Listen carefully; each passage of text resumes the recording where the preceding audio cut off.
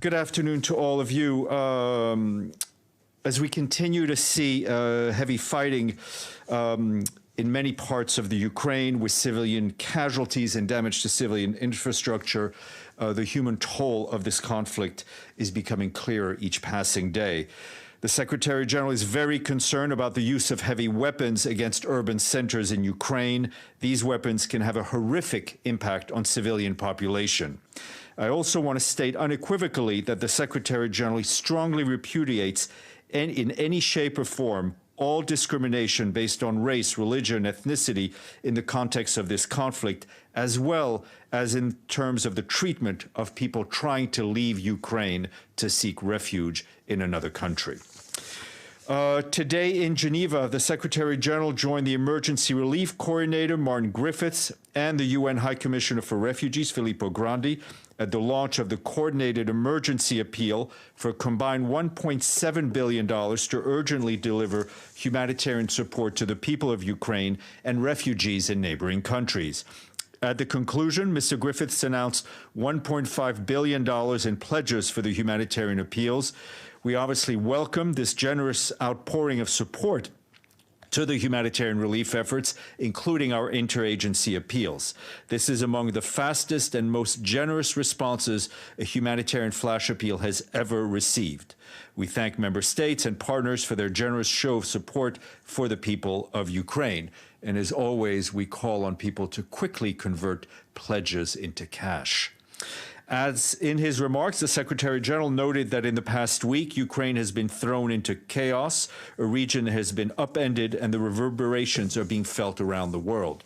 He stressed that the international community must give them our unequivocal support and that we must help Ukrainians help each other and through this terrible time. The Secretary General emphasized that we and our partners are committed to supporting all those affected in accordance with the humanitarian principles of neutrality, impartiality, independence, and humanity. Mr. Guterres stressed that the most effective humanitarian relief is to silence the guns now, and more than ever, we must intensify our efforts for peace everywhere.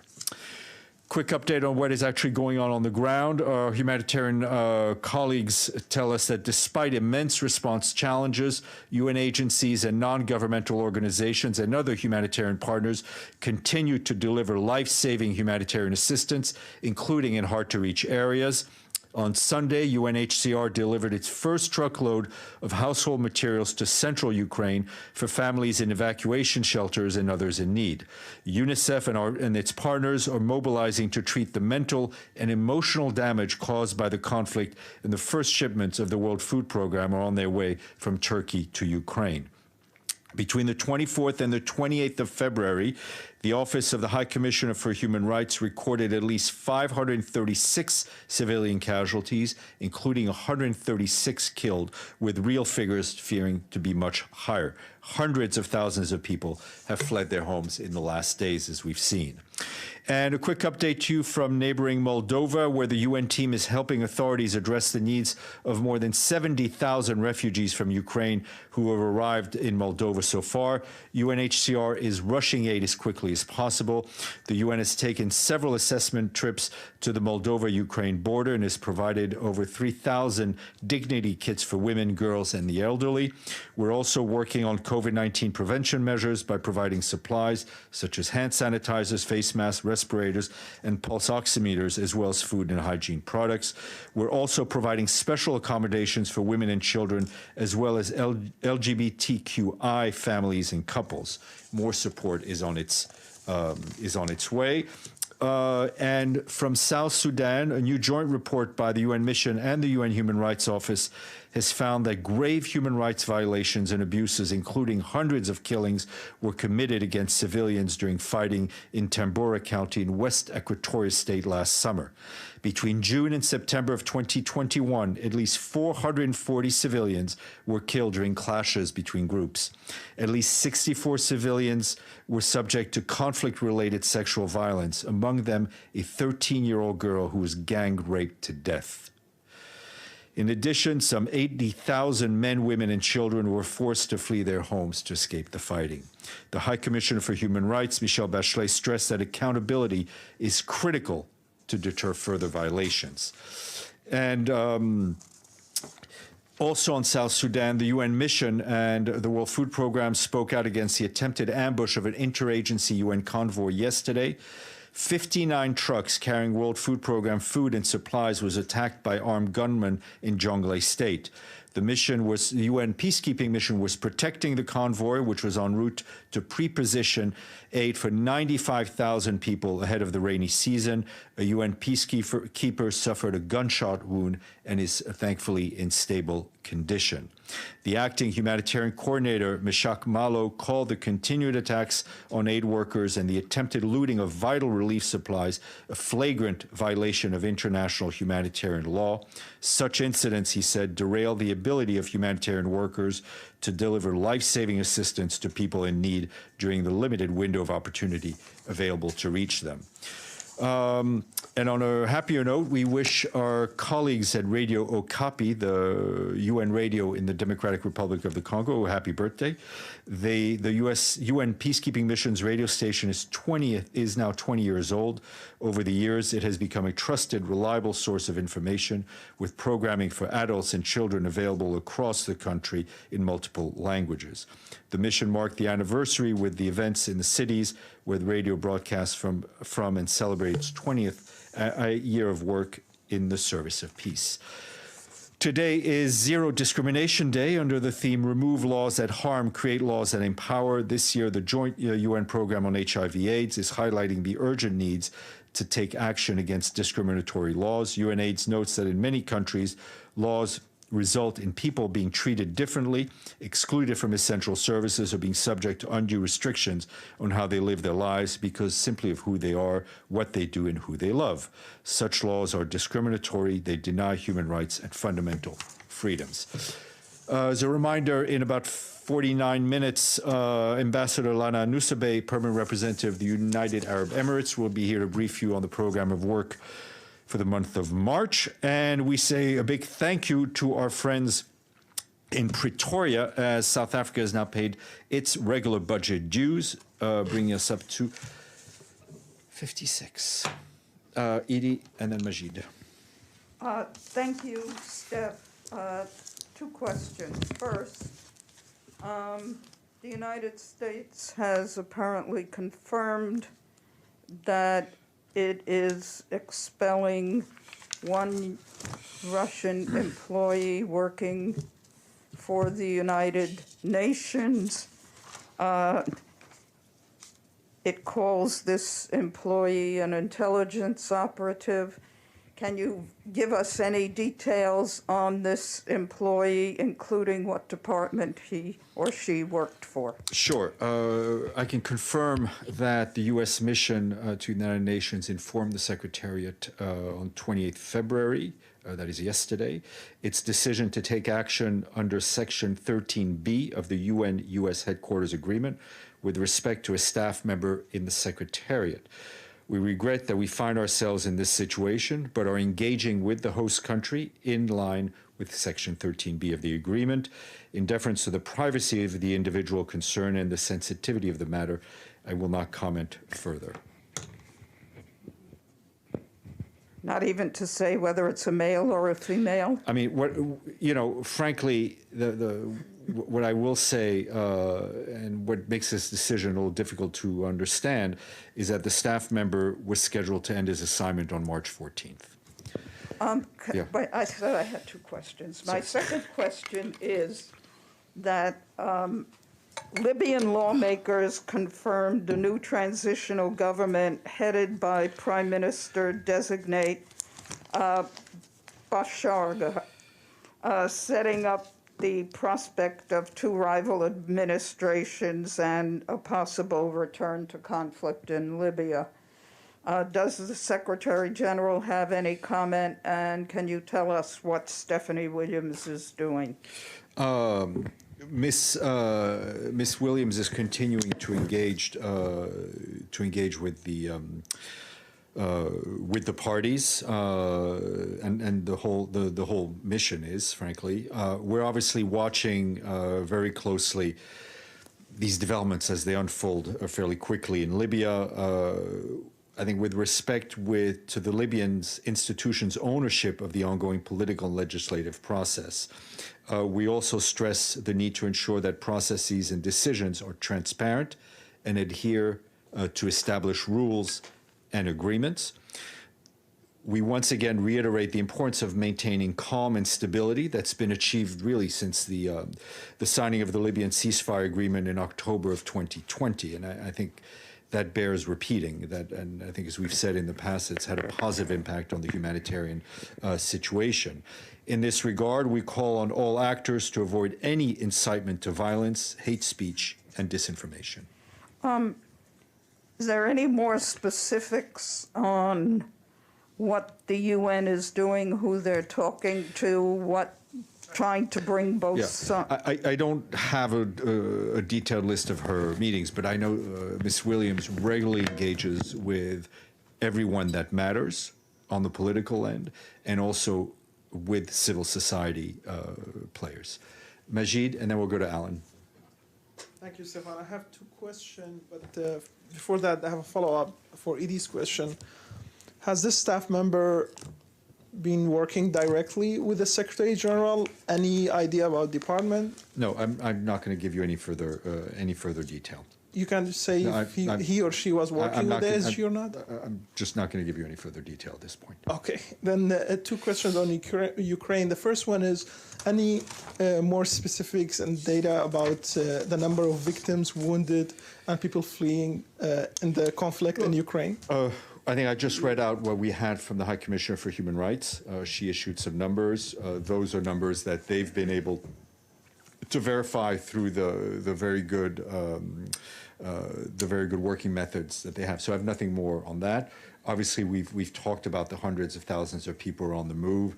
I think UNHCR came up with some numbers yesterday for those kinds numbers of people on the move. I mean, we'll get what we get, but UNHCR is our source, so you may want to go directly to them. And civilian death, like I can reread what I said. And, and about the presence, UN presence inside Ukraine, how many staff are there? We continue. I'm not going to go into the granularity of. The exact numbers. We have, as we've said, we have some people that are on the move, that are being relocated, including dependents, and then we have some people that are going in as well to assist as we ramp up. Obviously, I think you're seeing a situation in a country that had a fairly straightforward humanitarian development program. We're now shifting, obviously. We work from regular humanitarian to development to emergency humanitarian mode. So that demands different people with different skills. And about difficulty of access, any difficulties you can note in the past few days? Well, as long as the bombs and continue to rain down, the guns continue to speak loudly. It makes our work extremely difficult, but more importantly, it makes the lives of civilians, frankly, unbearable in many parts of the country. My last question is more political. You're dealing with the government of Ukraine regularly. A Secretary General is talking to his president. Mm-hmm. Can you say yes or no? Is Ukraine ruled by Nazis, as is claimed? Look, we are avoiding to get into this rhetoric, and I think the Secretary General was very clear when he says he speaks out unequivocally for discrimination on race, religion, and I mean it's not something we're going to get into. There's an elected government in Ukraine, and we deal with them on a regular basis. And they are not Nazis. I'm just not going to get into this this debate, right? I mean, I think we don't want to. Our focus is on helping the Ukrainian people and speaking out against discrimination on religion or race or anything else. Alan. Thank you, Stefan. I have a follow-up on this latest news about the Secretariat staff. Is that person among of those 12 diplomats? No. So let's be clear. I'm glad you raised that. Is that a Russian Let's be clear. Yes, it is a Russian national. Let's be clear. There was a clear statement from the U.S. yesterday, press statement, which talked about the 12. We have also been, which are 12 members of the Russian permanent mission. So we were also yesterday informed that about this. The U.S. UN headquarters agreement does not require the host country to undertake prior consultations with the Secretary General on these types of issues. This is related to the 12, right, not to the staff member. However, the past practice is that the U.S. mission informs the UN before taking such action. They did so again yesterday under the headquarters agreement. And so it's separate. So we're talking about 12 plus 1.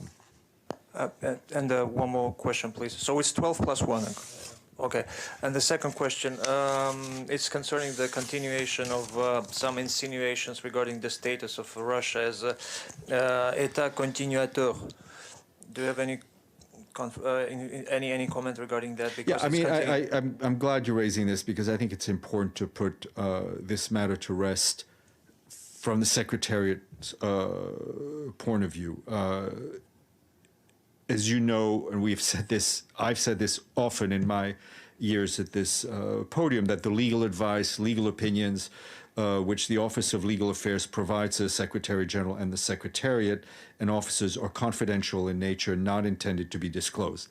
However, I think it's important to make an exception in this case. And I can tell you that the Office of Legal Affairs has undertaken a review of its relevant files and was not able to identify a document dated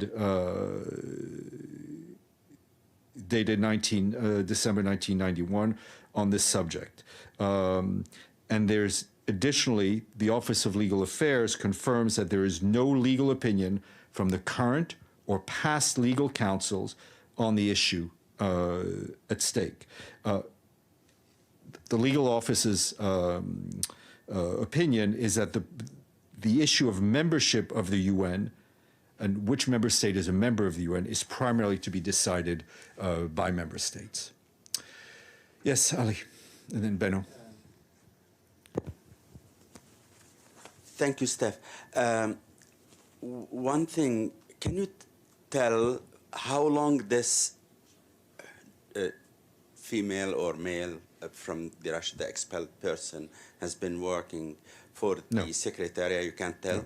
And second, you told us that you were informed by the U.S. mission. Mm-hmm. Did you get any complaint from the Russian side because they're saying that this is a grave violation for the agreement between the UN and the United States? On which? The first 12, and I wonder whether that issue it's a bilateral issue between the U.S. and the Russian Federation. As I said, the headquarters agreement doesn't require the host country to inform us when they do such actions, which they did regarding the 12. In the past, they have, as a courtesy, informed us. They informed us. For a reaction from the Russian Federation, you need to ask the Russian Federation. No, they didn't file a complaint with the UN. I'm just saying they informed us that they were going to do this. Ah, okay. My other question is about the targeting of the communication towers in Kyiv and other cities. And I wonder whether the UN is concerned about cutting the connections between the UN itself and the its people of course. We're concerned about the continuing use of heavy weapons against Ukrainian cities, the damage that causes to civilian infrastructure, which should be protected, and of course the damage that it does physically and psychologically to the civilians who live in these Ukrainian cities. So are you still able to contact the UN personnel in yeah, all I mean, over? we have communications equipment that continues to work. Benno. Thank you. Also, I will follow up on that staff member. Did the US give the same explanation for the expulsion than yesterday for the 12 staff members? I think you have to talk to them about what the eight. So you won't say if it's spy activity? Okay, and then I have another question, and this is concerning German Foreign Minister being here today. Will she meet with the Secretary General? It's a good question. I looked at the SG schedule way earlier today, and so much has happened in the last hour that I've deleted most of my brain. But it's not a difficult question. I'm sure my colleagues are checking. That was an easy one, yeah. Yes, she will meet the SG. Say, Fahan speaks directly into my ear. Yes. Gregory, and then Abdelhamid. Thank you very much, Stefan. I just want to follow up. So if you could just take your mask yes, on when you speak, thank because I can't. I just want to follow up about expulsion of diplomats. Russian Foreign Ministry said that it's already need to immediate start of arbitral process. How can you comment on that? What process? Arbitral process. Well, there's a headquarters agreement, right? The host country has certain rights, so to speak, under that agreement. They've exercised those rights. This is not, it's a bilateral issue. So the U.S. informed us, as a general point, we would like to see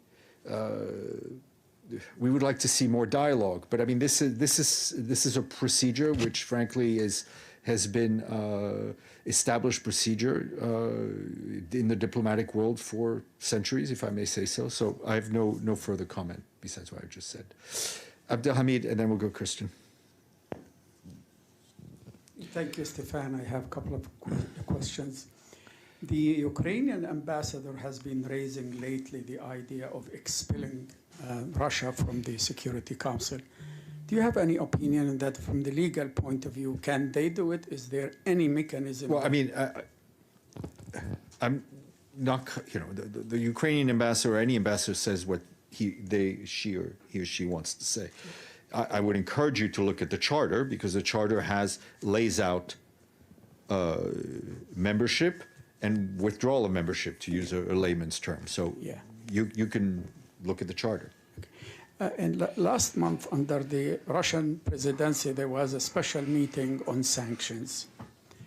And every speaker made a point that sanctions should not hurt civilians. Now, as we speak now, there's the strongest sanctions in history are being imposed on Russia. And I think they will hurt the Russian people, the ordinary people. So do you have any opinion? I mean, our principal position on sanctions has not changed. And I think there was a secretary briefer, if not the secretary general, and our position on that hasn't changed. Ms. Salome.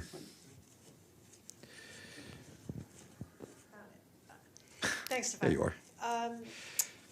Yes, Russian sources have told Al Jazeera that Foreign Minister Lavrov's plane was blocked allegedly by the EU from getting to the Human Rights Council meeting, or that there was some issue with the plane. Do you have any confirmation of that? Do you know what might have led to that? And in principle, should a diplomat be allowed to get to the UN to? I mean, in principle, yes, we support the ability of diplomatic representatives being able to get to UN meetings. I mean, it's a critical part of the work that we do, whether it's in New York or Geneva. And there have been issues in the past with other member states. That's been our position. That's unchanged. The reason I think you need to check with the EU, but one thing I do want to make clear is that most of the day on Sunday, and again yesterday, the Secretary General was directly involved in trying to remove whatever roadblocks there were for Foreign Minister Lavrov to travel to Geneva. He spoke to Charles Michel, the President of the European Commission, twice on Sunday. He spoke to our Chief of Staff, Chef de Cabinet, spoke to a number of permanent representatives. The Secretary General again was engaged on the phone yesterday on this issue, given that there was still a little bit of time. He was also in touch with Ambassador Nebenzia. The situation is what it is. Secretary General could only use his power of persuasion. He's not in the flight clearance business. Ray and then Ibtisam.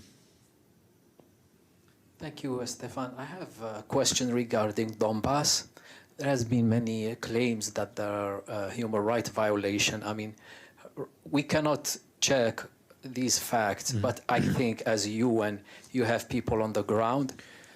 Can you confirm that there are or there are not no human rights? I have second question, if you allow. Our colleagues in the Human Rights Office have monitors on the ground. They have been, in the last 4 years or whatever long this mission has been available, if not more, have been reporting regularly.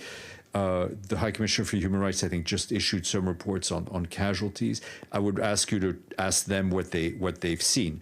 It is not out of the realm of possibilities that, given that there is an open conflict throughout Ukraine, that we are seeing violations of rights. But I would ask you to check with the Human Rights Office. Second question. Is the Secretary General willing to travel either to Russia or to Ukraine in the next days? The Secretary General's good officers remain available, and he is available to do whatever he is asked of by the parties to try to bring an end to this conflict. But no travel plan? There's nothing to announce, and no travel plan as far as I know. Ibtisam. Thank you, Steve. I just first would like to clarify. You talked about at the beginning about the Secretary General is very concerned about the use of heavy weapons against urban centers in Ukraine. Can you verify who's using this? Well, I mean, we have people on the ground. You know, we have. Reports from what we've seen. We have open source reports. I think we're all able to see what it is, and we're seeing are attacks against Ukrainian cities using heavy weapons, which is not tolerable, frankly. And I have another question just to clarify. I just want to make sure that I got you right. The legal opinion that you read before. So it has to do with what the Ukrainian ambassador said to the security when he asked to distribute to the Security Council the legal memo written by UN Legal Council dated 19 December. Yeah, that's the context. And what we're saying is that we were not able. That we've done a thorough review. We have not been able to identify a document dated December 1991 on this issue. And what I can confirm is that this legal counsel and all of his predecessors have not issued a legal opinion on this issue either. Okay, I don't see any questions in the chat. I shall bid you adieu. Oh, Evelyn, did you have a question? Okay, you were just waving goodbye. I wave goodbye back to you, and let's see you tomorrow.